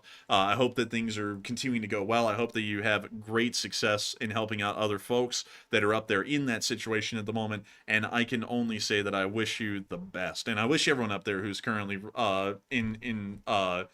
in that area the best as well, because it's going to be really tough, and especially with Milton, because Milton, I believe, is making landfall at this moment, if I'm correct, Matthew. Yes, it is. And Milton is still a Cat 5, if I'm correct, right? No, it's a Category 3 now. Oh, so it actually dissipated a little bit. Thank the Lord, man, because for a while there, people were saying that this was so bad it was going to end up being a Category 6. Still, it's pretty bad. Katrina was a Category 3, and it wrecked Louisiana, and it wrecked a good amount of the Gulf Coast, really throughout Mississippi and Alabama. So hopefully this doesn't cause too much damage, because Florida is going to be in really bad shape. Florida has almost no elevation features in it whatsoever. Most of the state is only 50 feet above sea level, so storm surges can go pretty far inland when they happen in Florida. So I hope that everyone down there is okay right now. It is going to be really tough for a little while, but of course, the entirety of the United States is behind y'all, and hopefully loads of folks, much like there was with the current hurricane that just passed through the Carolinas, that I still forgot the name of again. I cannot remember it for the life of me. Helene. Much like with Hurricane Helene, hopefully loads of people will once again be flooding into Florida to help out any of the folks who may have not been able to make it out. But still, a huge thanks to you once again for being here with us. I got to say a massive congratulations to you, and also it is wonderful to hear that the United States Army is currently up there at the moment helping out, because the United States Army and the U.S. Armed Forces are incredible at the jobs they do. And so thank you so much once again. I hope that does address that incredibly well. And with that, we are on to the next one. All right, so jumping into our next one here, we have a $50 donation. I believe this is a first-time donation, by the way, from Glock Who's There, LSA, who put in that $50 donation, and I really love that username, by the way. Very, very interesting, and thank you very much for that support as well. And they said, have you ever ridden the train at Dollywood? I rode it 55 years ago when the park was Gold Rush Junction, and they had a cool train robbery, a horses chase, and a big posse shootout. I have never ridden that train. It actually does sound pretty cool, though, and maybe one day I will. But there was an interesting thing that I actually found out recently about the North Carolina area that I was like, no way. I was actually blown away by it, so I'm going to share this with y'all. I just thought this was like the coolest thing ever. So one of y'all, I forgot which one of y'all it was, but I can't thank you enough. Y'all introduced me to something really cool. And that was Railroader. Now, Railroader is a game that you can get on Steam, and it's set in the Appalachian Mountains in the 1950s, in the early 1950s, during the transition in America from steam to diesel power on the railroads. And what is crazy, Matthew, is that it actually maps out a real-life route that still exists to this day. And it is, I think nowadays, is some sort of a heritage railway, but it runs from Silva, right here, to Bryson City, from Silva to Dillsboro, Wilmot, Whittier, and Bryson City. And then from there, I think it travels on down to the areas around here, around Alarka, and stuff like that. But originally, the route actually traveled somewhere along the Tuskegee River, but they actually had to end up shutting down that part of the route, if I'm correct. Yeah, you can actually see where the rail line used to be right there. You can literally see it right there in the satellite footage, but they ripped it up because it actually went into the river because they dammed this area, I think, in the 60s, and so it literally flooded the area that used to be the old railroad. But it's still an incredibly cool game and based on a real-life location, which makes it even cooler. And I hate that it's in this area because, of course, it's being slammed right now by the giant disaster from Hurricane Helene, but beyond that, this was such a cool thing to know. And I want to get up there and I want to see this place because they have like one of the most impressive steam collections I've ever seen in the Southeast. Now, there are loads of vintage American steam trains in the United States. There's the Southern Pacific Daylight. There's the Santa Fe 3751. There's the Big Boy 4014. There's number 844, the Union Pacific Northern. There's loads of them. I mean, there's an endless amount of them out there, but I've never really seen a lot of them here in the Southeast, because generally the Southeast, like, I don't know what it is nowadays. They like absolutely hate trains, but back in the day, historically, the Southeast like loved the trains. Like we were the people who made like most of the country's songs, or most of the songs at all, about trains. They were made here in the Southeast, and then we stopped making songs about trains, and then everyone ended up hating them and liking cars. I don't know how that worked, but it just happened like that. But beyond that, let me see really quickly if I can find this because it is incredibly cool. And I just wish, man, like I could find this quick, because it's somewhere around here. So here is the railroad, at least right there. And let's see, it goes here, and then it travels through town. Well, actually, does it stop right there? No, it does go through the town. But where does it go from there? Dang, man, I just wish I could find this freaking thing, because it was so cool to see. I wish I could pull up a YouTube video of it, and I know that I can't spend too much time on this because we got to make sure to get to everyone else's questions and stuff, but it was incredibly cool, and I wish I could go see that. I want to, like, just be around it one day, not really ride it. Well, maybe ride it, maybe a little bit, but, you know, still, it was really cool, and I would like to see that one day, but still, huge thanks to you once again for the support and helping this channel to keep on running. Glock Who's There, LSA. I love that name. That's a really good one. And thank you once again for the support and helping this channel to keep on running. Because if it was not for folks like you, we would not be able to make this thing possible, and we wouldn't be able to keep this thing running. Now, really quickly, hold up, wait a minute. I don't think I'm going to be making a breakthrough here, but I was hoping I would.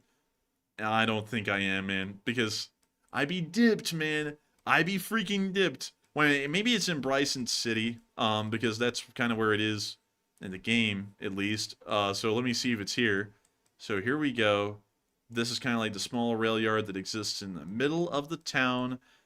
Here we go, Matthew. Here it is, the Great Smoky Mountains Railroad. This is it. This is the thing. Oh yeah, I've seen that before. I've seen this one. You have? Yeah, I've seen it somewhere. I can't recall where, but I have seen it. But dude, this one's incredibly cool because their rolling stock is actually pretty impressive. Like, it would actually be something I'd want to see. That's a nice stock right there. Look at that carpet. Man, look at that carpet. But let's see here, man. They have a couple of locomotives. I think this is a... It's not a decapod. I forgot what that one is. And I can't really see the wheelbase on it either to be able to say exactly.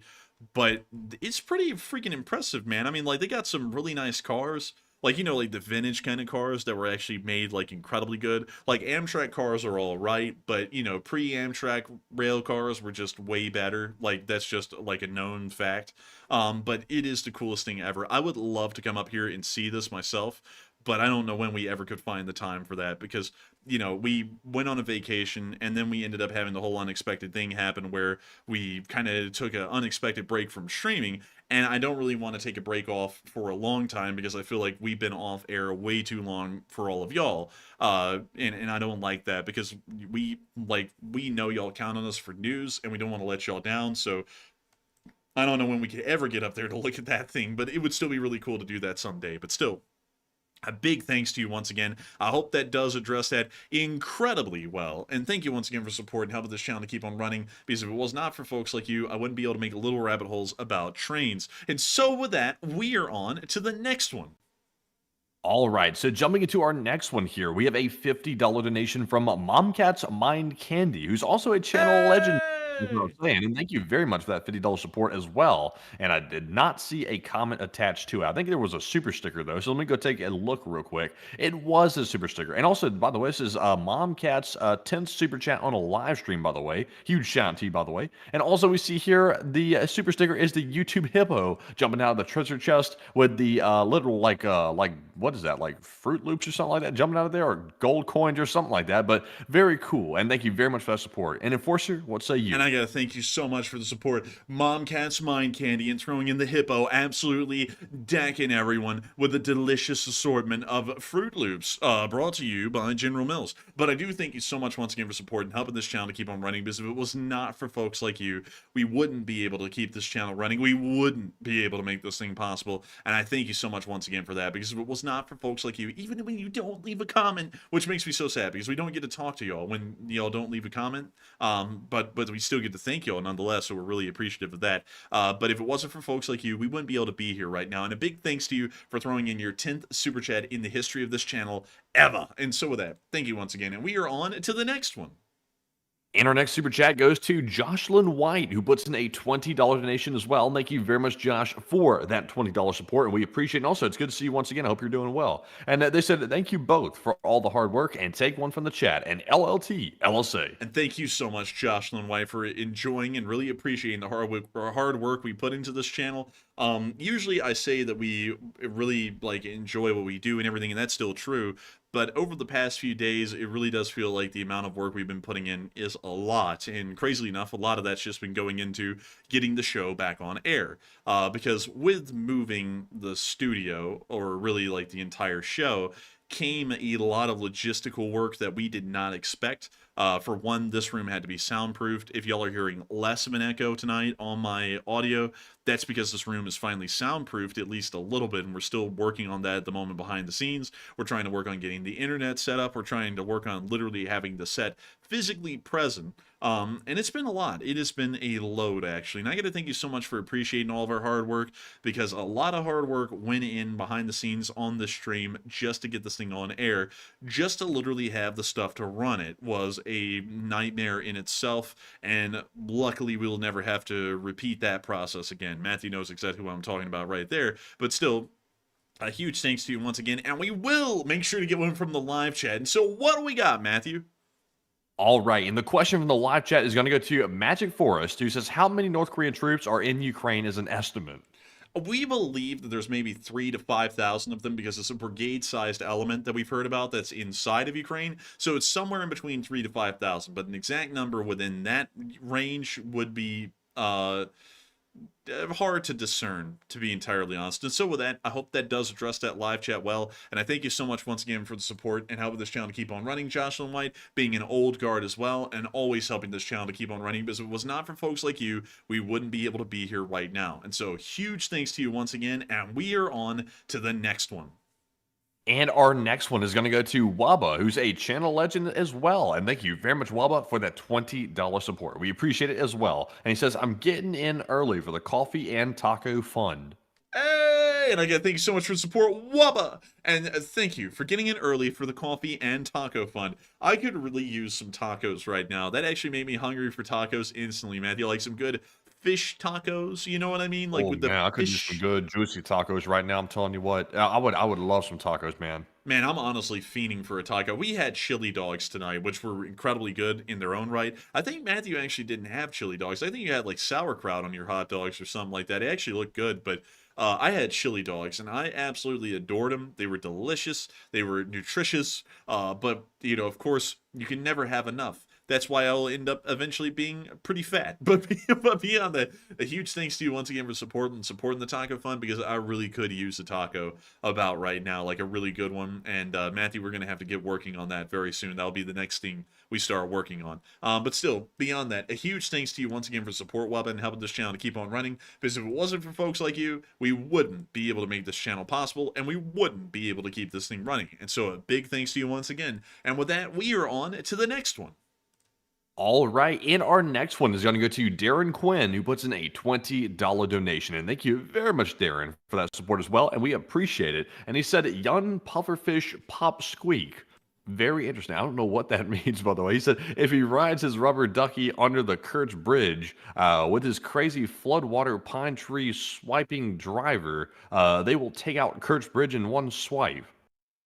Darren, I don't know what you're talking about, but I love what you're cooking, and I appreciate it. Like, I appreciate that, man. Like, legitimately, I'm lost on that one. I think it may be because I'm exhausted. I know that it's a joke, but for some reason the joke is flying right over my head at this moment, and I will not lie with y'all. I got like 4 hours of sleep last night because I woke up to the sound of construction happening, like, right outside. So, I do thank you so much for the support. I'm not understanding that one, though, but I like what you're cooking, and I appreciate that massively. And so, a huge thanks to you once again, Darren Quinn, also for being an old guard and helping this channel to keep on running, because if it was not for folks like you, we wouldn't be able to keep this channel running. And so, a huge thanks to you once again, and with that, we are on to the next one.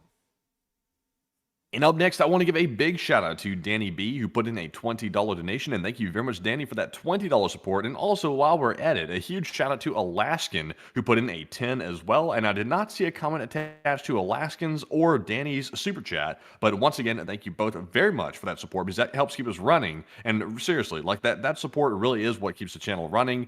For us to be able to put like the soundproofing on the wall and also get the internet as well, it's all because y'all are helping to fund the whole operation. And that is what makes it all possible. So seriously, thank you all very much for that support. And we're moving on here to our next one, which goes to Davo LBC, who puts in a 20 as well. And big shout out to Davo. And he said, LSA Brigadier General Davo LBC reporting. He said, Russian said, hey, I'm phoning about my barn. And they said, sorry, this is a missile base. You got the wrong place. He said, no, it's you who got the wrong place.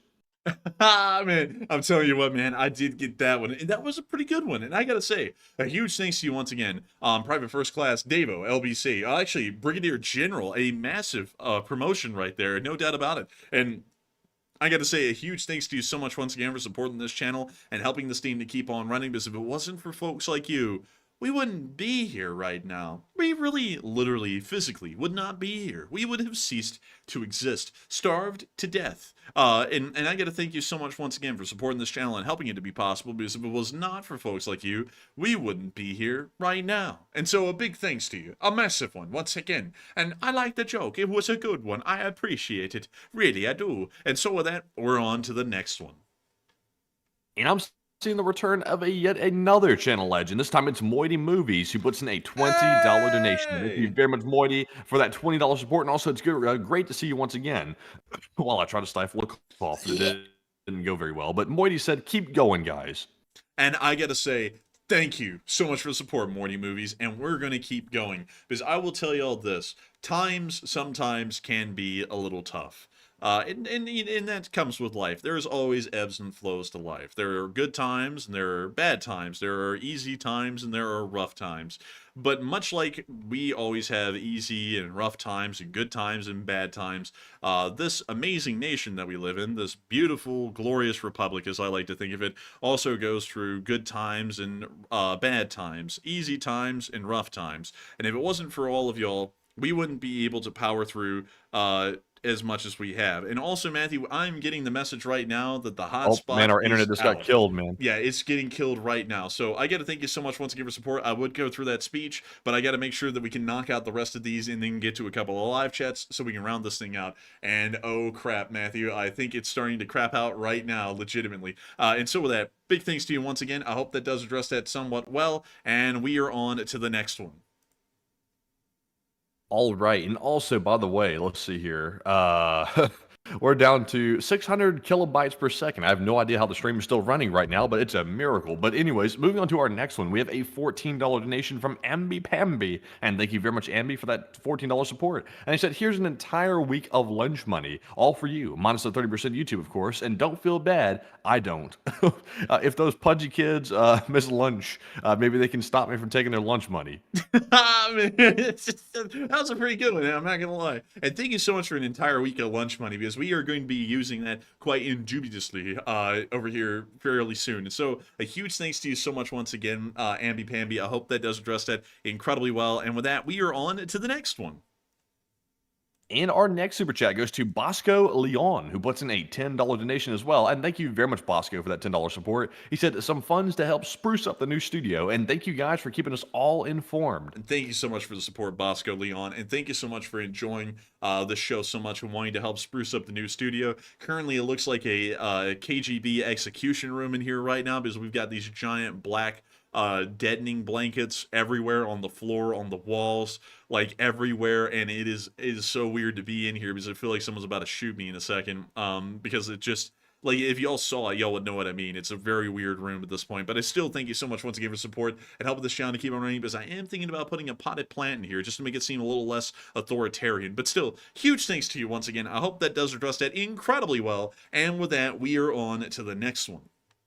All right, and the next one here goes to Khan, who puts in a $10 donation as well, and huge shout out to Khan as well for that support. He said, I was in Afghanistan for a long time, and you are wrong. None of the equipment we left behind works anymore. They stripped the Abrams tanks, and we left for the copper wires in them, and the same with the Humvees. Now, Khan, I will say this. I will have to give you credence because you were in Afghanistan, so I will have to defer to you a little bit. But I have also heard from people that were also in Afghanistan that were maybe in different parts of the base that there was a ton of equipment left behind that they tried to scuttle, but they really were not able to have the time to actually scuttle everything. And considering the fact that I have seen the Taliban parading around with a lot of functional equipment, I would have to tend to believe that. But not saying you're wrong. Maybe they were seeing a different part of the base or something like that. But I have seen some functional equipment, actually quite a bit of it. But Enforcer, what say you? I thank you for the support, Con, and your input as well on that, because I was the one who made that statement, so I was the one under the gun there. I was like, yeah. But still, I thank you so much once again for support. And that probably is true for the most part.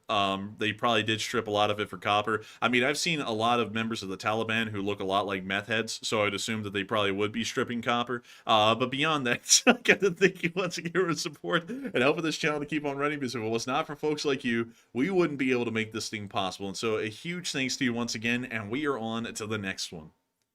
And our next one's going to go to George Tincher, who puts in a $5 donation. And thank you very much, George, for that support. He said, when Milton came ashore tonight, someone said the storm was mumbling something about Bill Lumberg and a red stapler. You know, I'm not gonna lie. Speaking of that joke, Milton is one of the most non-threatening names that could be given to a tornado. I don't know what it is, but Milton is like the most bland thing ever.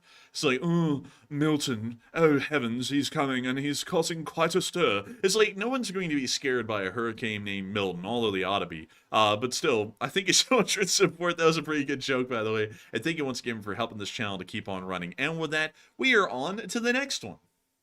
And we've got one from Sandblaster, who puts in a $5 donation. And thank you very much, Sandblaster, as well for that support. They said, good evening to the Enforcer Matt, and the LSA Army. And I'm late. I'm sorry, because of work. Hey, I don't blame you one bit. We were a little bit late ourselves, in our minds at least, but thank you very much for that support. And Enforcer, what say you? And I gotta thank you so much for the support and helping this channel to keep on running, and that is a-okay. Everyone is always late sometimes, but better late than never is what I always say, because no one can be perfect. And on top of that, you got to take care of work things first. Like, that is the most important thing. Make sure to take care of yourself and then watch the show or support it if you want to and all that stuff in between. But still, a huge thanks to you once again for the support. I hope that does address that incredibly well, Sandblaster. And thank you once again for always being here with this channel and helping it to keep on running. And with that, we are on to the next one.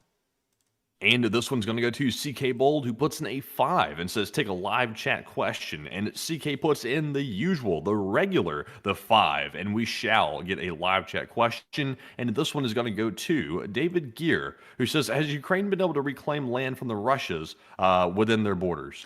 They have been able to reclaim some in some areas, but they've also been losing a little bit to the Russians over the course of this year, although in general it's mostly a negligible amount. They still have ended up this year taking a net loss of ground compared to a net gain like they did last year. But with that, I hope that does address that somewhat well, and I thank you once again for support, CK Bond, sponsoring that live chat. And with that, we are on to the next one. And we have a $2 support from LSA Sergeant Figment. This is Saj, who puts in a $2 donation, and thank you very much, Saj, for that support. He said, LSA, hit the like button because that's an order. And that is an order from none other than LSA Sergeant Figment. And when the orders are issued, the orders must be followed. And I gotta say, a huge thanks to you so much once again for support and helping this channel to keep on running, LSA Sergeant Figment, because if it was not for folks like you, we wouldn't be able to keep this thing running. And so, a huge thanks to you once again. I hope that does address that incredibly well. And with that, we are on to the next one. And up next, we've got a $2 support from RJ Meminuk. And I hope I'm not butchering your name, RJ, but thank you very much for that $2 support. And he said, thanks for all the analysis and the great updates. Hey, and thank you so much, RJ Memnock, for the support and help with this channel to keep on running. And thank you so much for enjoying the analysis and updates, because we absolutely love giving them. And we wouldn't do anything else in the world but give these every single time. And so a huge thanks to you once again. I hope that does address that incredibly well. And with that, we are on to the next one.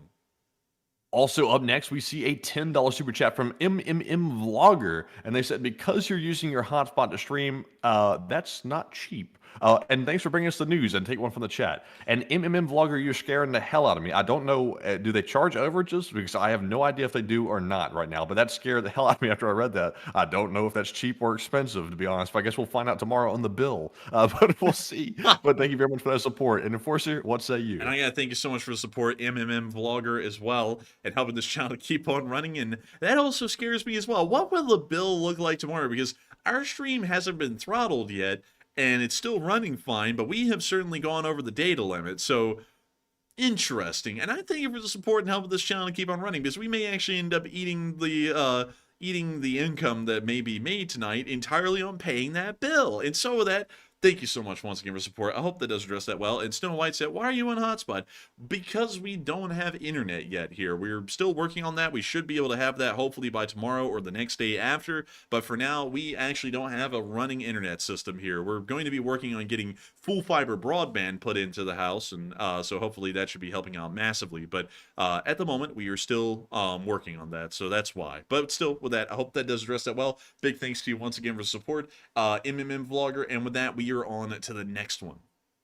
And our last super chat, oh my God, Ryan Peacock said he was charged for over $600. Oh, jeez. Now, that would be ridiculous if they charge $600 for an overage. I hope that's not. But anyways, moving on here to our next one. We have one from Dunkle X, who puts in a 2 and says, for the Taco Fund. And thank you so much for the support and supporting the Taco Fund, Dunkle X, because if it wasn't for folks like you, we wouldn't be able to have a delicious taco. What are the charges? Eating a meal? A succulent Chinese meal? How dare you, sir? Get your hands off my winnets!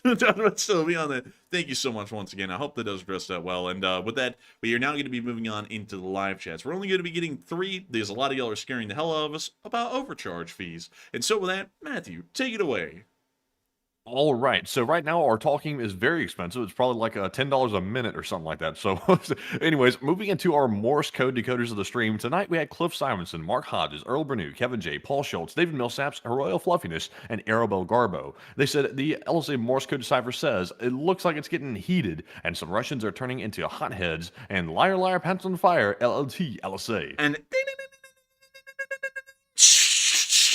That's the sound of money. And y'all got that dead on the nail. That was the Morse code message of the night here on day 959 of the war. I can congratulate y'all for that, because it is absolutely incredible to know that y'all are doing such a great job at deciphering the Morse code message. And so with that, we are on to the third to last question of the night. All right, so this question is going to go to AF Kaplan, who says, why are the Western powers not being more supportive of Israel taking the fight to Iran? And is it just about oil prices, or is it something more? It's generally about a policy of appeasement worldwide than anything, really, to be honest. And so that's kind of why. That's the best thing I could boil it down to at the moment. So I hope that answers that well. And with that, we are on to the second to last question of the night. And Anonymous said, didn't Russia test fire a nuke today that failed spectacularly?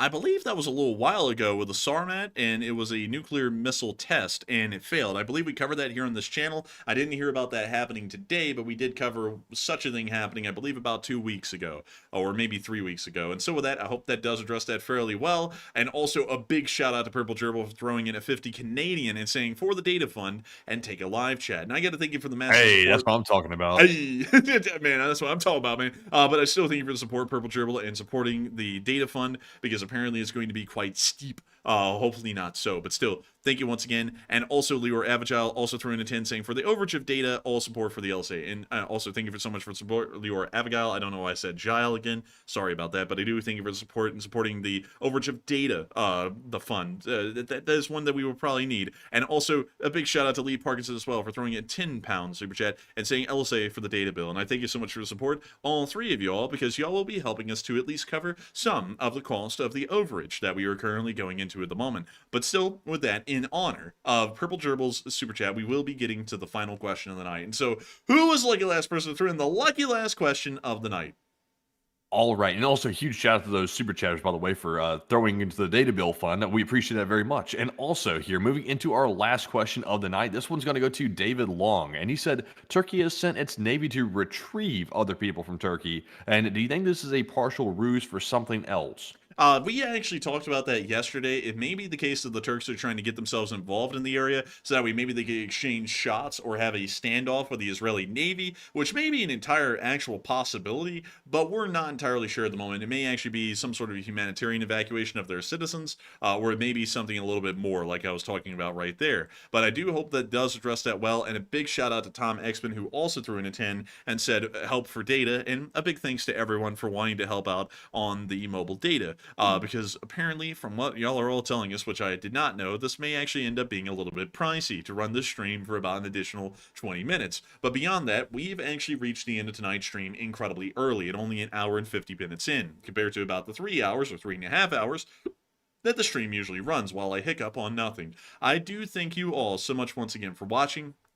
At the peak tonight, there were 8.2 thousand people here, and over the course of the stream, about 50,000 people have watched. I've got to thank each and every single one of y'all once again, because if it wasn't for folks like y'all, we wouldn't be able to be here, we wouldn't be able to run these streams, and we wouldn't be able to have a reason to be able to cover the news. We will hopefully see you all tomorrow at 10 p.m. Eastern Time to cover the next 24 hours of the news of the war in Ukraine.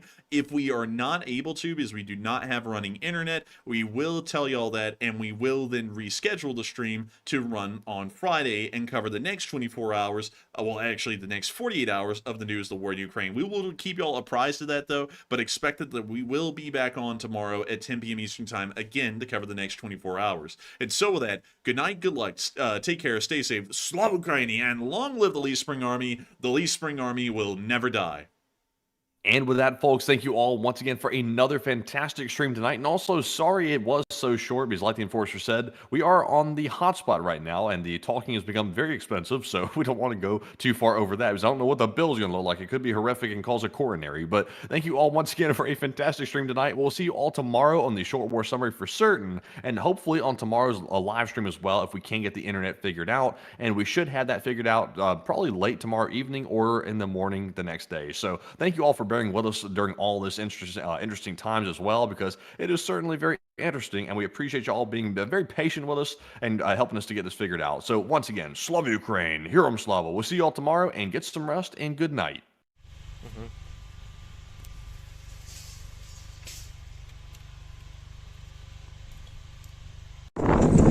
Yes. The Leaf Spring Army sends its regards.